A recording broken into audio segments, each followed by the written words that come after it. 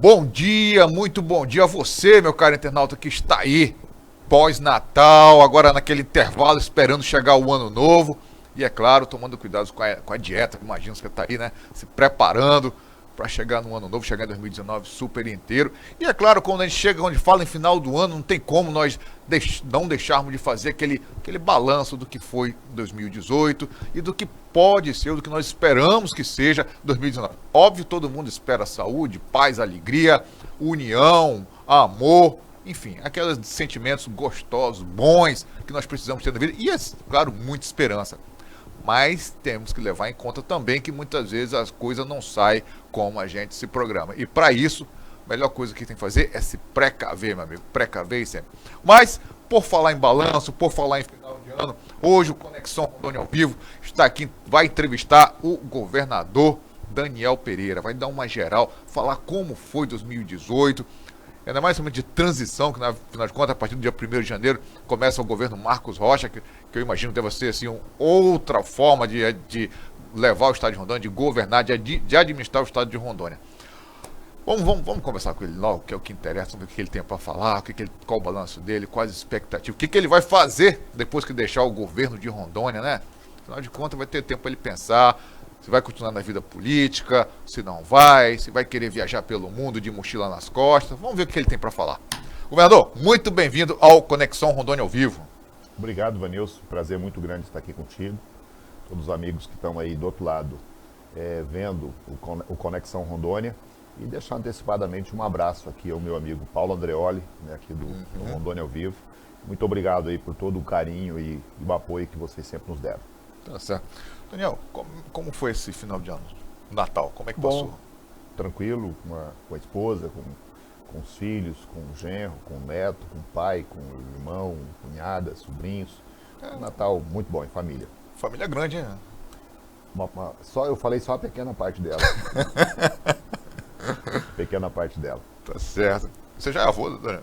Sou avô do Henrico. Tá com 40 e poucos dias, mas já tá preenchendo todos aí os momentos da nossa vida. Dizem que a melhor parte é você ser avô, né? Quando você é pai, você tem alguma responsabilidade, são suas. Seu avô não, você tá ali só para se divertir com a criança, né? Mas a gente tem um senso de responsabilidade muito grande. Eu e a Esther, que é minha esposa, primeiro que nós estamos sendo avós já depois dos 50 anos. É uma experiência que muita gente tem mais novo. E a minha filha, Shirley, que é a minha filha mais velha, me traz o Henrico já com seus 30 e quase 31 anos, né? E é uma experiência que nós estávamos esperando há muito tempo, mas ela veio na hora certa, né? Um garoto lindo, maravilhoso, e está preenchendo aí a nossa vida. E a gente quer ajudar a cuidar do Henrico. Que bom, que bom. Parabéns. Obrigado. E sucesso nessa nova jornada. Isso é uma jornada, né? Com certeza. Com certeza. Mas, Daniel, como é que está sendo para você esse momento final de governo? Esse momento que você termina, que as pessoas falam que tem aquela tal de solidão do poder quando você está chegando ao final, né? Como é que está sendo para você?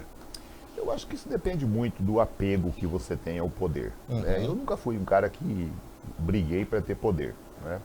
Eu fui vereador, eu fui deputado estadual em 3 oportunidades e perdi uma eleição para deputado federal em 2002, que eu considerava uma eleição praticamente ganha. E sem esperar eu me tornei vice-governador e me virei e hoje estou governador.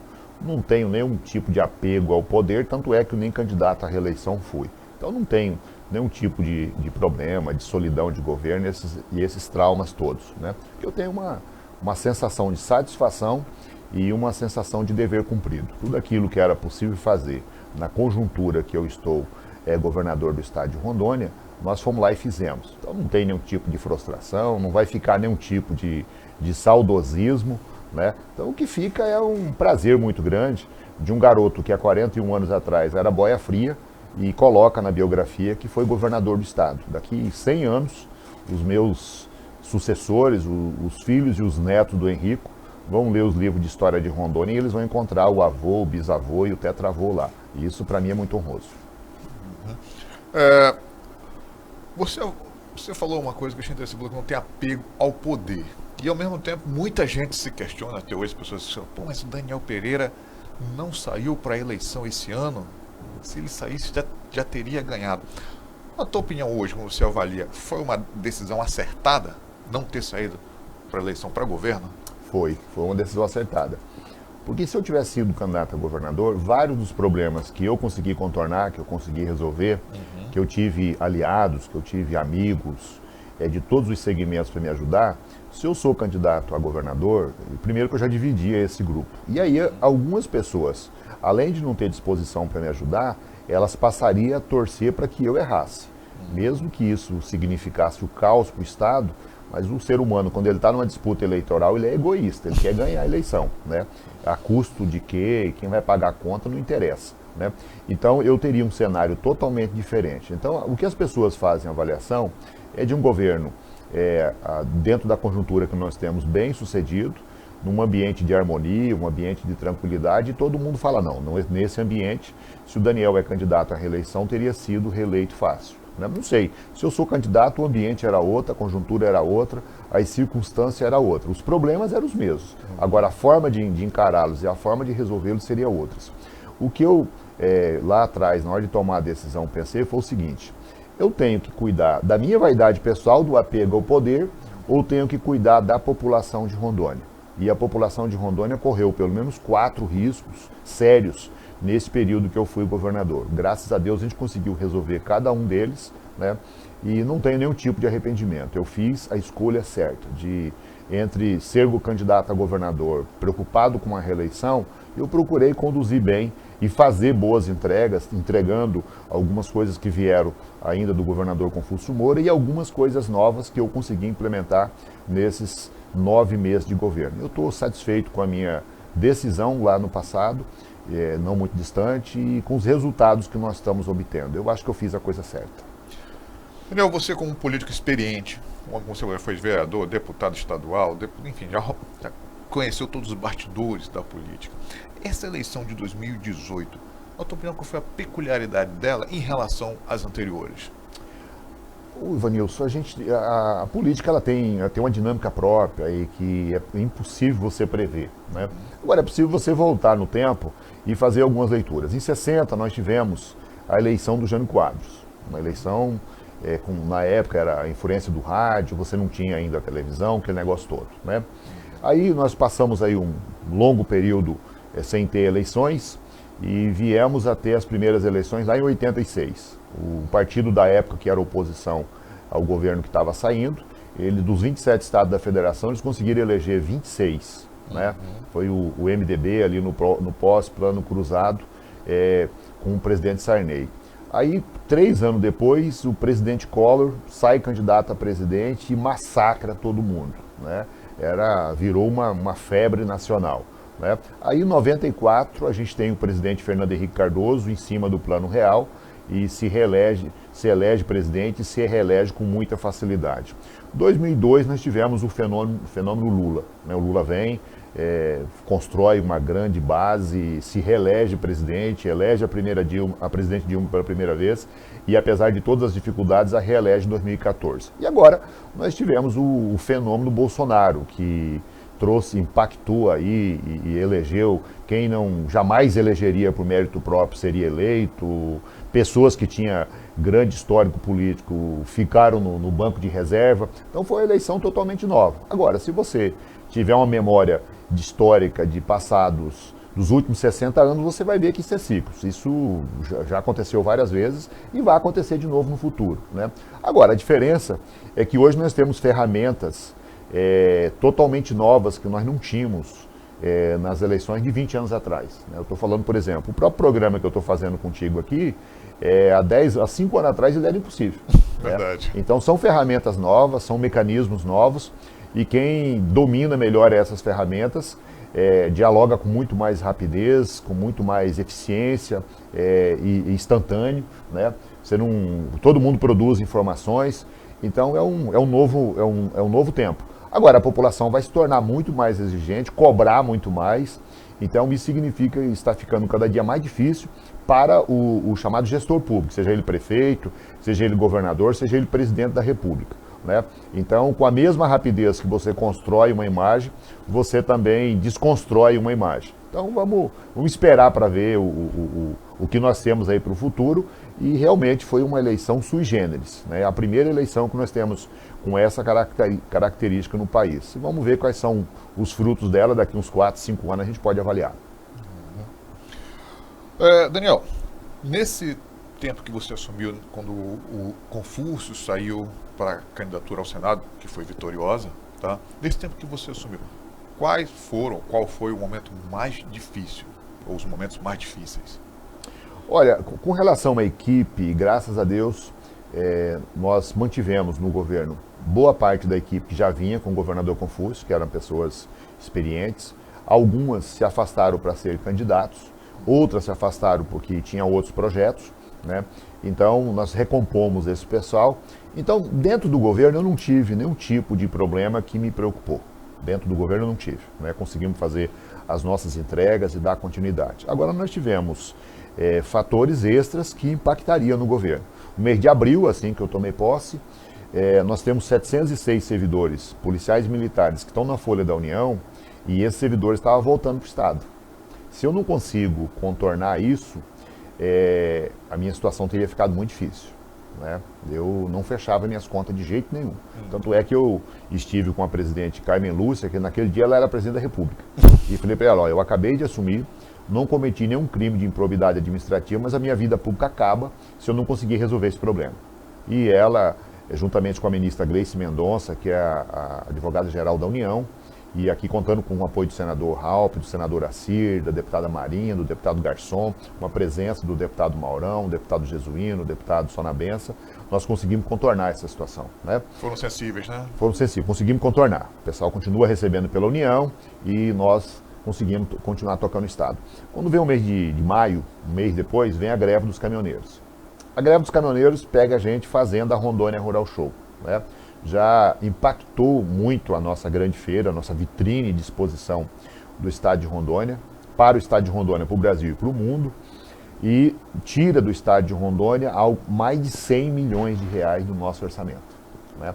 Então, um orçamento que já é pequeno, que já é curto para você atender as demandas que a população precisa, eu perco 100 milhões. Eu perdi 100 milhões num total de 600 que eu poderia dispor, que o governo poderia dispor o ano todo. Lembrando que eu assumi em abril, o governador Confúcio Moura já tinha licitado a maior parte das obras que ele entendia estratégicas, e é normal que seja assim.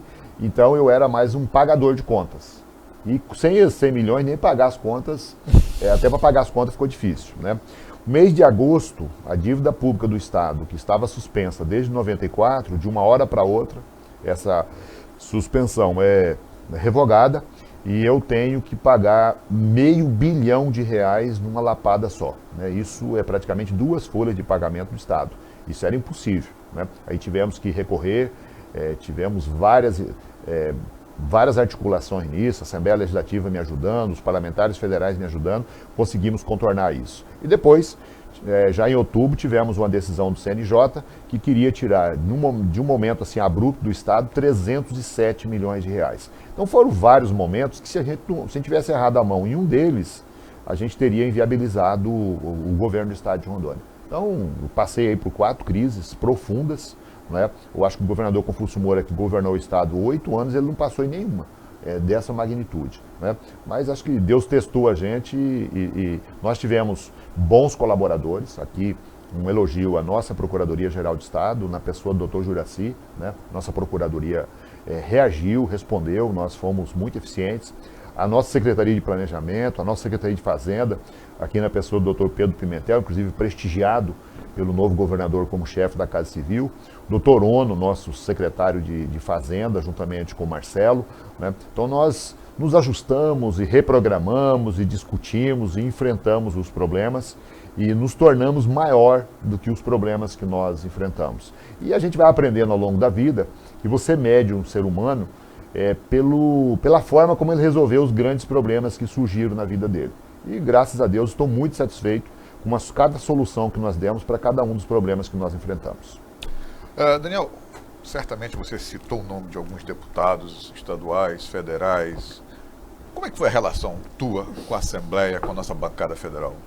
Cara, eu ouvi da boca dos parlamentares federais, eu fiz uma reunião com eles no início do mandato, que até então, eu era um dos poucos governadores que consegui juntar toda a bancada. Né? Eu quero deixar um abraço aqui à bancada federal, os 3 senadores, os 8 deputados federais, as deputadas, né? Foi um trabalho muito bom.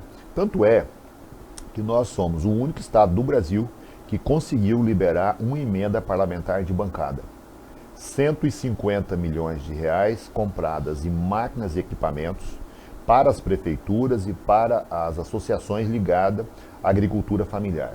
São mais de 500 tratores agrícolas que já foram entregues, boa parte deles ainda serão entregues, e máquinas, patrol, esteira, retrocavadeira, PC, caminhão, entregue aos 52 municípios do estado de Rondônia.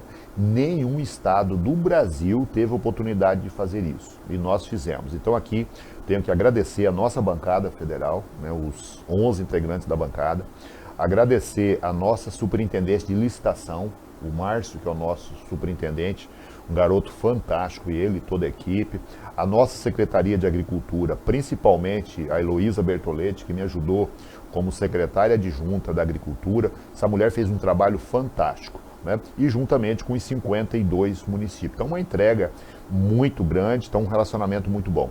Com a Assembleia Legislativa, 99% do nosso relacionamento foi muito, muito bom. Quero deixar, inclusive, aqui um agradecimento ao deputado Maurão, ao deputado Laerte, que foi o nosso líder na Assembleia, o deputado Cleito Roque, o deputado Lebrão, todos os deputados, né? Todos eles, todos os 24, dentro da sua compreensão de mundo, nos ajudaram, né? Então sou muito grato. E também os prefeitos, as câmaras de vereadores, a iniciativa privada, a Federação da Indústria, a Federação do Comércio, a Federação da Agricultura, a FACE, os CDLs, o Sindicato da Microempresa. Então nós nos tornamos uma grande família, e os interesses maiores sempre foram os interesses do Estado.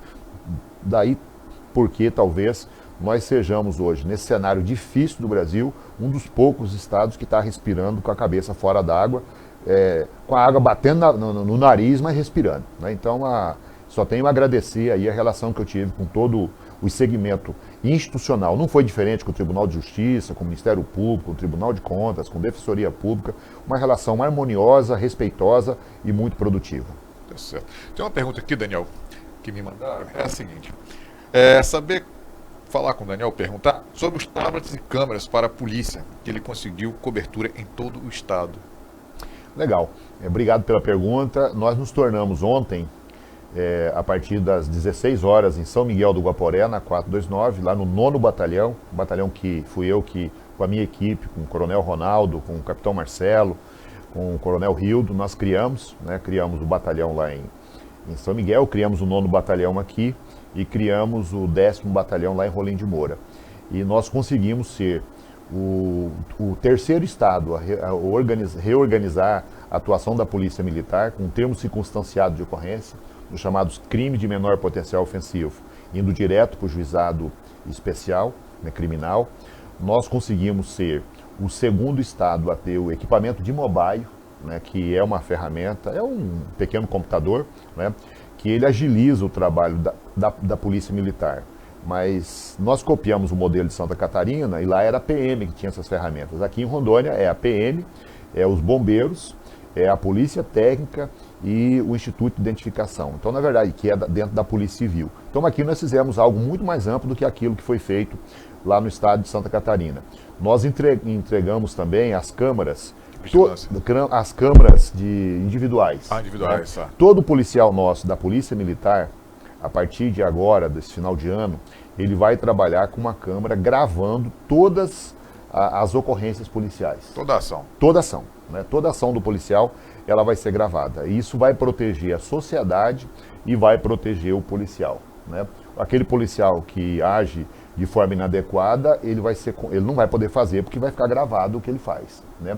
E o cidadão também que age de forma inadequada com a polícia, que desacata a polícia, que desrespeita a polícia, ele vai estar sendo gravado. Né? Então o delegado, o juiz, o promotor, quando ele receber essas imagens, ele não vai ter apenas o registro escrito, como a gente sempre teve até aqui, daquilo que o policial narra e o cara que foi preso nega. Ele vai ter as imagens, e as imagens falam por si. Né? E isso equipara a Rondônia, a Europa, aos Estados Unidos, ao Canadá, a Santa Catarina.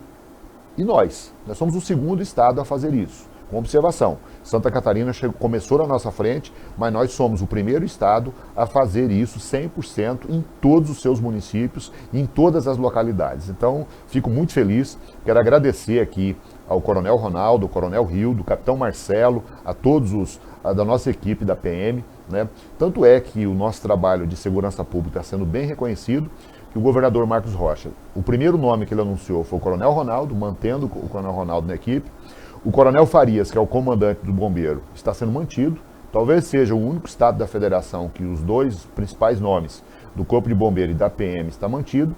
E o nosso chefe do Estado-Maior da Polícia Militar, que é o Coronel Pachá, foi apresentado como secretário de Segurança Pública. Ou seja, praticamente toda a nossa equipe foi mantida na gestão do Marco Rocha. E, juntamente com o trabalho, que é o Sistema de Análise Criminal, que é uma ferramenta que foi desenvolvida a custo zero, em parceria com o Ministério Público, com a Polícia Civil e a Polícia Militar, nós temos condições hoje de fazer planejamento de ação de segurança pública. Então, um trabalho muito bem feito e o Estado de Rondônia vai colher muito bons resultados. Se o governador Marcos Rocha conseguir avançar e impor também algumas ideias novas e algumas marcas do governo dele, a gente com certeza vai só comemorando bons resultados na parte de segurança pública daqui para frente.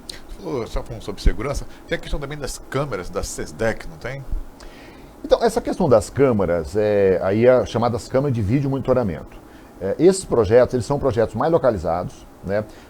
Vilhena foi o pioneiro, hoje a gente tem Vilhena, a gente tem Colorado, a gente tem Cerejeira, tem Cabixi, tem Guajará, tem Costa Marques, tem Cacoal, tem Pimenta Bueno, tem Rolim de Moura, né? São projetos locais que a Polícia Militar desenvolveu, geralmente em parceria, ora com o Banco do Brasil, ora com cooperativa de crédito, ora com associações comerciais locais, e são projetos que, se eu fosse permanecer governador, a minha meta seguinte como governador seria pegar esse sistema de vídeo monitoramento e levar para todo o estado, né, para todos os municípios e para todas as comunidades. Porque é uma oportunidade que você tem numa sala, que nem é o caso de Cacoal, né, que é do modelo que conheço, os dois melhores modelos que a gente tem, um está em Vilhena, o outro está em Cacoal, né? Então, você com 2 ou 3 pessoas, você monitora 60% da cidade, né? Então, isso é uma forma inteligente de fazer segurança pública e uma forma eficiente, né? Você consegue, o cidadão está na rua e você está vendo o que ele está fazendo, né? E você consegue orientar, por exemplo, a polícia a chegar no local, né? Cacoal, eu lembro tinha um carro suspeito na frente de um banco. As pessoas ligaram para a polícia focou as câmeras lá na localidade e foi orientando os policiais a chegar no local. Nós tivemos um homicídio em Cacoal, 10 minutos depois que a pessoa cometeu o homicídio no meio da rua, ele estava preso, né? Se fosse uma outra situação, ele teria fugido e você não teria nem sabido quem era que cometeu o crime. Teria uma dificuldade muito grande, né? Nós tivemos um cara que estava assaltando numa rua, 10 minutos depois que ele cometeu o assalto, ele estava preso. E isso graças a esse tipo de serviço. E Cacoal, nós fizemos uma interface com o Detran, eles ainda colocaram as câmeras de leitura de placa de veículos. Então, todo carro roubado que passa por lá, eles conseguem identificar e conseguem prender, né? Esse é um outro trabalho que nós deixamos prontos na SESDEC para o governador Marcos Rocha, inclusive com dinheiro já reservado para isso, que é um recurso do Detran, que é para a gente criar uma cerca digital em volta do estado de Rondônia. Por que essa cerca digital é importante? Ela interconectada com o trabalho da Polícia Rodoviária Federal, que já tem esse sistema, a gente consegue controlar todo o fluxo de veículo para onde que ele vai, né? Com isso eu consigo fazer um trabalho de inteligência, de investigação. Por exemplo, se uma determinada pessoa começa a ir demais para um local meio suspeito, a gente fica de olho nele, né? E se você tem um carro roubado ou um carro furtado, com algumas mexidas que a gente pode fazer de fácil resolução, a gente consegue praticamente eliminar ou reduzir drasticamente a oportunidade para as pessoas roubarem carro em Rondônia, né? O furto e roubo de veículo é muito alto no país todo, aqui no estado de Rondônia não é diferente. A moto, carro, máquinas pesadas são moeda de troca, né? Ou com tráfico, ou levar aí para regiões isoladas do Amazonas, do próprio estado de Rondônia, do próprio estado do Mato Grosso, né? Levam esse equipamento para lá e usam. por tempo indeterminado. Então, a gente precisa ser extremamente rigoroso com isso. Não deu tempo de, em 9 meses, chegar a tal ponto, mas os projetos ficam prontos e o governador Marcos Rocha vai depender só da iniciativa dele. Vai ser muito fácil, porque o projeto já está pronto, o recurso já está destinado, e ele pegar e colocar em funcionamento. E isso vai trazer muita tranquilidade para a nossa população. Tá certo. Daniel, Marcos Rocha, já citou algumas vezes ele. Qual é a Rondônia que você está entregando para o novo governador? Então, alguém me perguntou isso, eu até fiz uma brincadeira com ele, falei, olha, o governo que eu estou entregando para o Marcos Rocha foi um governo melhor do que eu peguei. Assim como o Confúcio também me entregou um governo melhor do que ele pegou. Assim como o Cassol entregou para o Confúcio um governo melhor que ele pegou lá do Bianco. O Bianco entregou um governo melhor do que ele pegou para o Raup. O Raup entregou para o Bianco um governo melhor que ele pegou com o Piana. E o Piana entregou um governo também melhor do que ele pegou lá do Jerônimo. E o Jerônimo entregou um governo melhor que ele pegou lá do Anja Gilim, e assim por diante. O que eu quero dizer com isso? Todos os governadores que passaram pelo Estado, do seu jeito, a sua época, eles conseguiram melhorar alguma coisa, né? Eu consegui dar continuidade ao governo do Confúcio e conseguir melhorar e impor uma marca própria nesse curto período. E o Marcos Rocha vai ter 4 anos para fazer o mesmo. E eu espero que quem for sucedê-lo em 2022, se ele não for reeleito, ou em 2026, se ele completar um ciclo de 8 anos de mandato, como foi 2 mandatos, como foi o Cassol e como foi o Confúcio, eu espero que ele consiga ter uma série de entregas e uma série de conquistas que ele possa se orgulhar delas e que a população de Rondônia possa ser beneficiada por ela, né? É um desejo que eu tenho, inclusive, que ele possa fazer isso. E quais serão, assim, na tua opinião, na tua avaliação, alguém que está ali à frente, que está à frente desse governo, quais serão as áreas que o Marcos Rocha deve ter mais cuidado, tem que olhar com mais cuidado em todas, mas as que vão exigir mais? Veja bem, o governador Marcos Rocha, ele pega um governo muito motivado na área de segurança pública, né? Ele não vai ter dificuldade para trabalhar nessa área, não vai ter dificuldade, né? É uma área sensível, aquele negócio todo, tem que dar continuidade, né? Ele pega uma educação, uma das melhores do Brasil, ele tem 2 desafios, o desafio primeiro desafio é continuar melhorando, né? Vamos deixar ferramentas para ele, como um centro de mídias, que nós construímos uma parceria com a Polícia Militar e a Santo Antônio, um investimento de aproximadamente uns 5 milhões de reais, que a gente, bem trabalhado isso, vai conseguir, por exemplo, o estado de Rondônia ser o primeiro estado do Brasil a levar a educação de qualidade para 100% dos presídios e unidade socioeducativa. Então, um desafio muito grande, as ferramentas estão colocadas à mão dele, a gente espera que ele consiga executar isso. Hoje, nós, dos 27 estados da federação, a educação de Rondônia é uma das melhores do Brasil, e eu não estou dizendo que a nossa educação é boa, porque a educação no Brasil é muito ruim, né? Mas nesse cenário, a educação ruim, a nossa é uma das melhores, e caminhando, progredindo e crescendo, né? A saúde nossa, o grande desafio, eu falei para ele, é construir o Hospital João Paulo. O projeto do hospital está pronto, os recursos ele vai ter que buscar, né? E num período de 8 anos, de 4 anos, fazer um planejamento de reservar 70 milhões de reais para construir um hospital, creio que não vai ser um grande problema, né? Meia dúzia de cortes que ele faça em situações estratégicas, dá para fazer isso.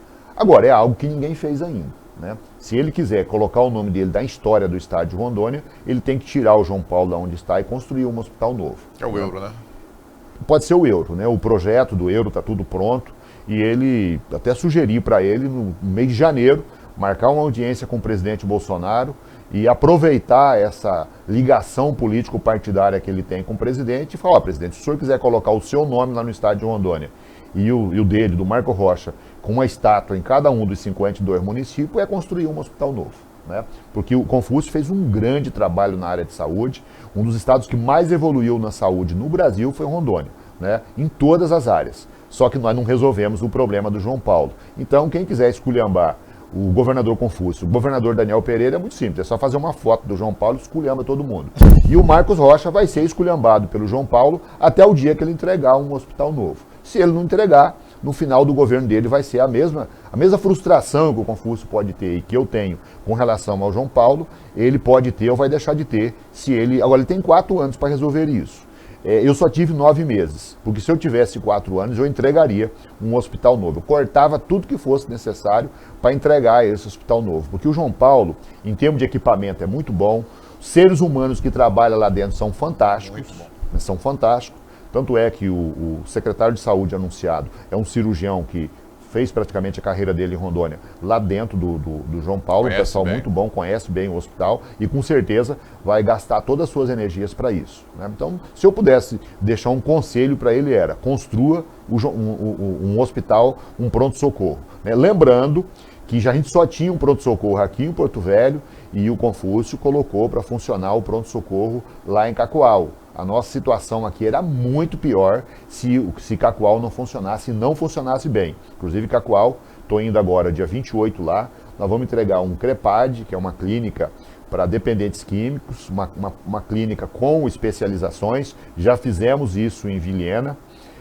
Vamos entregar mais 10 leitos de UTI lá em Cacoal. Já entreguei 5 em Ariquemes.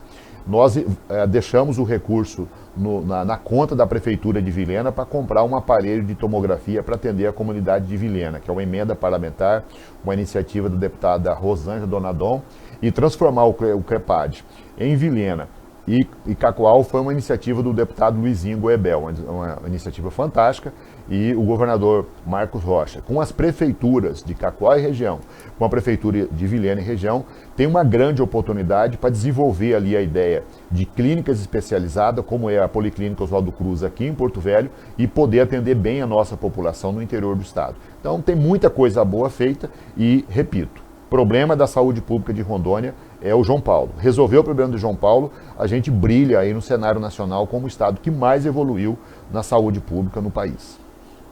Tá certo. Daniel, acho que o outro ponto que a gente não pode deixar passar despercebido, ainda mais nesse balanço de final de governo seu, é em relação, na minha opinião, ao grande carro-chefe da economia rondoniense, que é o agronegócio, que é a agricultura familiar. Como você trabalhou com essa área em sua administração? Então, na verdade, aí nós demos continuidade a um trabalho que foi muito bem feito. Nós tivemos um secretário de Agricultura que vai trabalhar com o governador Marcos Rocha, que é o Padovani. O Padovani foi secretário de Agricultura durante 5 anos. Nós temos um Emater que é tido como a melhor Emater do Brasil, né? E nós temos parceiros no governo federal, o Ministério da Agricultura foi muito bom através do MAPA, o Walter Lins, que é funcionário nosso do Estado, que está à frente do Ministério da Agricultura aqui, um trabalho muito bom. A Embrapa, o Alaerto e toda a equipe da Embrapa, um trabalho muito bom, né? O Sebrae, um trabalho muito bom com a gente. Então nós demos continuidade a um trabalho que vinha sendo feito. E aproveitamos para projetar aí o estado de Rondônia ser o maior produtor de peixes, né? O governador Confúcio Moura começou com 10 mil toneladas anos de peixe lá em 2010, nós estamos entregando o estado nesse ciclo, eu e ele, governador, com mais de 100 mil toneladas ano, né? Abrindo o mercado. Nós não vendíamos um lambari para o Peru, hoje nós estamos vendendo. O nosso café ser o ano passado e nesse ano premiado entre os melhores cafés do Brasil, num evento da Semana Internacional de Café em Minas, um negócio fantástico. A inserção dos nossos indígenas no setor produtivo, né? Com café, com peixe, com castanha. Nós deixamos 5 equipamentos de castanhas prontos para atender pelo menos 5 comunidades indígenas, construindo uma relação com a Bolívia, que hoje são os maiores exportadores de castanha do mundo, e a gente vai colocar Rondônia nesse caminho também. Então foi feita uma série de iniciativas para a agricultura familiar e que precisam de ser melhoradas, né? A nossa Emater, embora seja eficiente, ela pode melhorar mais ainda, né? Temos que equipá-la melhor, temos que os nossos, principalmente, estimular os mais jovens, tipo o Janderson, que é fantástico, né? Uma meninada que dá resposta, né? Os nossos bancos têm melhorado cada vez mais a sua forma de prestar serviço, o Banco do Brasil, o Banco Basa, a Caixa Econômica, as cooperativas de crédito, e acho que o caminho é esse, né? Terminar e fazer a entrega do nosso, aqui no Porto Público, das estruturas para toda a carne de Rondônia ser escoada pelo Porto Público, né? Eu deixei isso encaminhado para o governador, os investimentos tudo feitos em obra, ele vai poder entregar. A internacionalização do aeroporto Jorge Teixeira, o governador Marcos Rocha não vai gastar um centavo do governo dele, só vai fazer a entrega, né? Que os recursos já estão do Fundo de Desenvolvimento do Estado de Rondônia, está tudo reservado. nós poderemos ser o primeiro estado do Brasil a ter uma zona de produção de exportação com 100% de recurso privado. Vão ter que fazer alguns ajustes na área ambiental, da parte do Estado e da parte da Prefeitura, mas isso está encaminhado. E isso tudo vai impactar no setor produtivo, né? Isso tudo é para receber melhor os empresários que vêm para cá, criar condições para os nossos, para que as pessoas possam ir e vir e que as mercadorias de Rondônia, da Bolívia, do Peru, possa chegar em todos os cantos do planeta. E aquelas mercadorias que nós precisamos também que o mundo produz, possa chegar com rapidez, com agilidade, com baixo custo, como é o caso do sal, por exemplo, que era transportado por carreta, e nós estamos mudando isso, vindo pelo Rio Madeira, pelo Rio Amazonas. É o caso do fertilizante que nós precisamos para atender Rondônia, para atender o Mato Grosso, para atender a Bolívia, que também entra aqui pela região, pelo Rio Madeira. Então tem muita coisa boa aí em construção e que vai impactar de forma fantástica a economia de Rondônia nos próximos anos. Certo. Daniel, está tendo uma relação próxima entre você e o Marcos Rocha? Estão tendo muitas conversas ou está uma coisa mais cada um para o seu lado? Veja bem, o governador Marcos Rocha, eu conheço ele desde quando ele foi secretário municipal de educação com o Dr. Mauro aqui na prefeitura de Porto Velho, né? Depois, no período que o governador Confúcio foi governador, ele passou como assessor do governador Confúcio na SEDUC e depois ficou como secretário de Assuntos Penitenciários do Estado praticamente todo o período que eu estava como vice-governador. E ele só não ficou até o final do governo junto comigo porque ele saiu para ser candidato, né? Então é uma pessoa que a gente tem um convívio muito bom. Agora, no período eleitoral ele foi cuidar da campanha dele, eu fui cuidar do Estado, né? E eu deixei o governo à disposição dele, né? Eu queria fazer uma transição e da minha parte a transição foi perfeita. Eu não sei se ele tem o mesmo sentimento. Agora, eu deixei tudo à disposição dele, né? Porque eu faço questão que ele tenha um governo muito bem sucedido, porque eu sou rondoniense, adotivo, minhas filhas são rondonienses nativas, meu filho Alexandre é rondoniense nativo, meu neto Henrique é rondoniense nativo e as minhas gerações futuras serão rondonienses nativos. Então eu quero que ele seja muito bem sucedido e da minha parte eu tentei criar um melhor ambiente para que ele pudesse fazer o melhor governo possível.